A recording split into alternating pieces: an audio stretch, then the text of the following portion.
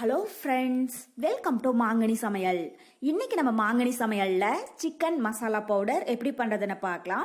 இந்த chicken masala powder குறைந்த பொருட்களை வச்சு வீட்லயே ஈஸியா செஞ்சு முடிச்சிடலாம். நம்ம கடையில வாங்குறதுல நிறைய கெமிக்கல்ஸ் அப்புறம் கார்ஸ் எல்லாம் சேர்க்கறதுனால அது உடம்புக்கு அந்த அளவுக்கு நல்லது கிடையாது. ஆனா வீட்டுல பண்றதுல அது மாதிரி எதுவும் சேர்க்காம ஹைஜீனிக்கா ப்ரிப்பேர் பண்றதுனால சிக்கன் குழம்பு, சிக்கன் வறுவல் இதுக்கெல்லாம் கொஞ்சம் போட்டாலே போதும், நல்ல ஒரு அரோமாவும் டேஸ்டும் கொடுக்கும். சரி வாங்க இப்ப சிக்கன் மசாலா பவுடர் எப்படி பண்றதுன்னு பார்க்கலாம். சிக்கன் மசாலா பவுடர் பண்றதுக்கு ஃபர்ஸ்ட் ஒரு பேன்ல 15 காஞ்ச மிளகாய் சேர்த்துடலாம். சேர்த்துட்டு ஸ்டவ் மீடியம் ஹீட்ல வச்சு இது லைட்டா பொன்னிறமாகற அளவுக்கு வறுத்துடுங்க. இந்த காஞ்ச மிளகாய் நல்லா காரமா இருக்குங்க, அதனால நான் 15 எடுத்திருக்கேன். இதே நீங்க காரம் குறைவான காஞ்ச மிளகாய் யூஸ் பண்றதா இருந்தா 20ல இருந்து 25 அளவுக்கு சேர்த்துக்கோங்க. ஸ்டவ் மீடியம் ஹீட்ல வச்சு வருங்க, அப்பதான் மிளகாய் கருகிடாம நல்லா வறுபடும். பாருங்க இப்ப மிளகாய் வற்றால் நல்லா வறுபட்டுருச்சு. இதை தனியா ஒரு பிளேட்ல எடுத்து வச்சிடலாம்.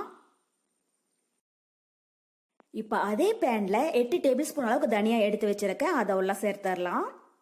சேர்த்துட்டு ஸ்டவ் மீடியம் ஹீட்ல வச்சு இதையும் நல்லா வாசம் வர அளவுக்கு வறுத்துடுங்க. ஒவ்வொரு பொருள் வறுக்கிற போதும் ஸ்டவ் மீடியம் ஹீட்ல வச்சு வருங்க, அப்பதான் கருகிடாம ஒரே மாதிரி நல்லா வறுபடும். எந்த அளவுக்கு இந்த மசாலா பொருள் எல்லாம் கருகிடாம நல்லா வறுபடுதோ அந்த அளவுக்கு சிக்கன் மசாலா நல்ல ஒரு மனமும் சுவையும் கொடுக்கும்.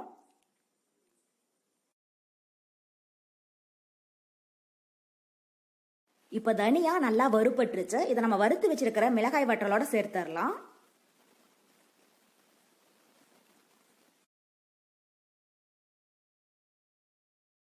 அடுத்தது நம்ம மிளகு வறுத்து எடுத்துக்கலாம். அதுக்கு பேன்ல 2 டேபிள் ஸ்பூன் அளவுக்கு மிளகு சேர்த்துக்கோங்க. சேர்த்துட்டு ஸ்டவ் மீடியம் ஹீட்ல வச்சு இதையும் நல்லா வாசம் வர அளவுக்கு வறுத்தரலாம்.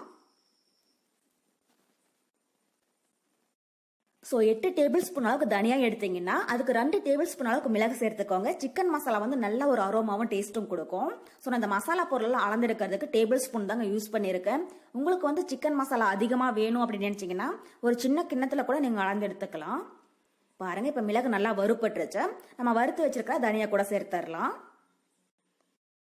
இப்ப அதே பேன்ல 1 டேபிள் ஸ்பூன் அளவுக்கு சோம்பு சேர்த்துடுங்க.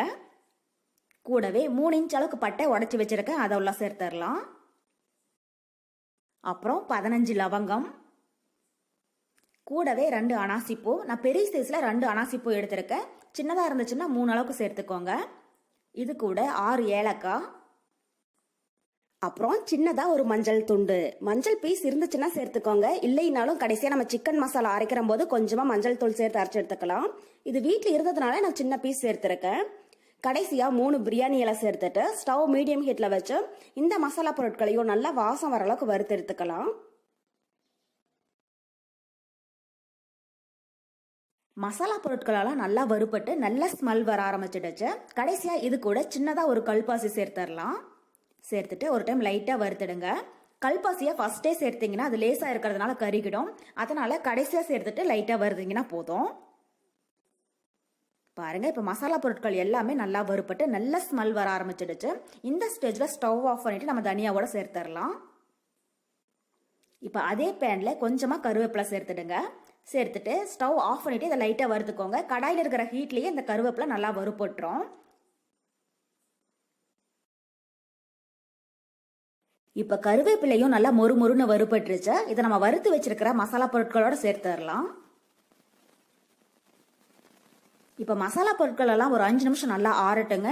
ஆறுனதுக்கு அப்புறமா மிக்ஸி ஜாருக்கு மாத்திட்டு அரைச்சு எடுத்துக்கலாம். சூடா இருக்கிற போது அரைக்க கூடாது, நல்லா ஆறுனதுக்கு அப்புறமா தான் அரைச்சு எடுக்கணும். ஒரு 5 நிமிஷம் அப்படியே இருக்கட்டும். பாருங்க இப்ப மசாலா பொருட்கள் எல்லாம் நல்லா ஆறிடுச்சு. இதை நம்ம மிக்ஸி ஜாருக்கு மாத்திரலாம். மிக்ஸி ஜார்ல கொஞ்சம் கூட ஈரப்பதம் இல்லாம ஒரு காட்டன் துணி வச்சு நல்லா தொடச்சிட்டு அதுக்கப்புறமா நம்ம வறுத்து வச்சிருக்கிற மசாலா பொருட்களை உள்ள சேர்த்துடுங்க.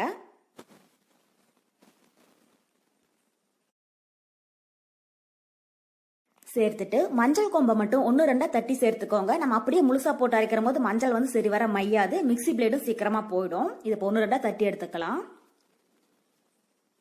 பாருங்க இது மாதிரி தட்டி சேர்த்துக்கோங்க. இதை இப்ப நைஸா அரைச்சிட்டு வந்துடலாம். இப்ப மசாலா பொருட்களை நல்லா அரைச்சிட்டு வந்தாச்சு. பாருங்க அவ்வளவுதான், நம்ம சிக்கன் மசாலா நல்லா கம கமன்னு வாசனையா ரொம்பவே சூப்பரா ரெடி ஆயிடுச்சு. இது ஆறுனதுக்கு அப்புறமா ஒரு ஏர்டைட் பாக்ஸ்ல போட்டு ஸ்டோர் பண்ணி வச்சிட்டீங்கன்னா 6-7 மாசம் வரைக்கும் ஃப்ரெஷ்ஷா அப்பா செஞ்ச மாதிரி நல்லா கம வாசனையா ரொம்பவே நல்லா இருக்கும். இது சிக்கன் குழம்பு, சிக்கன் வறுவல், சிக்கன் கிரேவி இது எல்லாத்துக்குமே யூஸ் பண்ணிக்கலாம். நம்ம வீட்லயே ஹைஜீனிக்கா ப்ரிப்பேர் பண்ணதுனால கொஞ்சமா போட்டாலே போதும், நல்ல ஒரு அரோமாவும் டேஸ்ட்டும் கொடுக்கும். ஸோ கண்டிப்பா நீங்களும் இதே மெத்தட்ல சிக்கன் மசாலா செஞ்சு பார்த்துட்டு எப்படி இருக்குன்னு கமெண்ட் பாக்ஸ்ல சொல்லுங்க. என்னுடைய இந்த ரெசிபி வீடியோ உங்களுக்கு பிடிச்சிருந்தா மாங்கனி சமையலுக்கு சப்ஸ்கிரைப் பண்ணுங்க. நன்றி.